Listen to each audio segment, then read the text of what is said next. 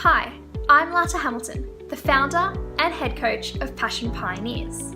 I'm an accredited change manager, NLP practitioner, and career change coach. And you're joining me now on the Reimagine Restructures video series. Today's topic is how to own your own restructure. So I get it, restructures can be really tough. Not only is there so much work in planning, costing, and delivering that amazing operating model, but also often you have to deal with the turbulent emotional roller coasters of your people. Now, it can be tempting to pass that responsibility of supporting your people through your restructure. It can be tempting to pass that responsibility on to your project partners. It might be your HR leaders. It might be your IT team if there's technology change happening at the same time. Or it might even be external consultants that might be helping you out on this particular change. Research in 2006 shows that people are 9 times more likely to adopt a change and engage with the change if their own line manager actually is the face and voice and advocate of that change. So what I would say is don't outsource it, embrace it. And I'm going to give you 3 tips today that will help you to navigate your way through owning your own restructure. So tip number 1 is to own your own business processes and business change.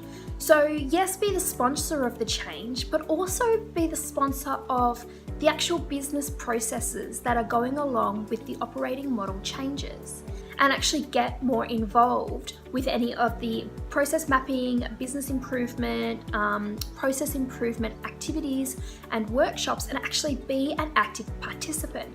It means that you are able to understand more what's going on at an operating level of your team, the ins and outs and the nitty-gritty. You can hand on heart know that the operating model that you are putting forward, or that your team of leaders is putting forward with you as a sponsor, is actually going to really be the best thing for your organization and for your people. So it's about building that credibility up within yourself and creating a level of authenticity through the changes that you're proposing. But if time is one of your problems, what I'd really like you to think of is, well, if this restructure didn't go very well, how much time would that cost me? At times you might even want to just be a fly on the wall, but it's about absorbing really what's going on and what's going to be the best plan and the best structure for the future based on what is needed out of those processes. So tip number 2 is to build your responsibility muscle. So the leadership mindset is a really unique mindset because leaders own their own successes and their mistakes.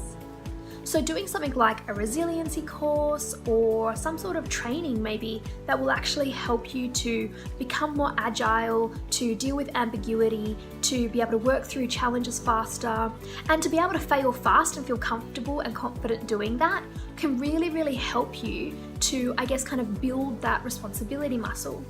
Because building this responsibility muscle will essentially give you the courage and the confidence to be the face and voice of your restructure. And the final idea that I have for you is to lead a visioning exercise with your group of leaders.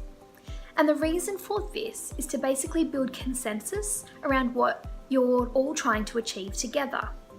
So what I would say is do not outsource the leading of this particular workshop. Lead it yourself, because what will happen through the course of this visioning exercise is that your own team members or your own leaders, your direct reports, will actually start to see for themselves through the process of getting on board with your future vision and of coming up with ideas as to of how they think that the team or the organization should look in the future.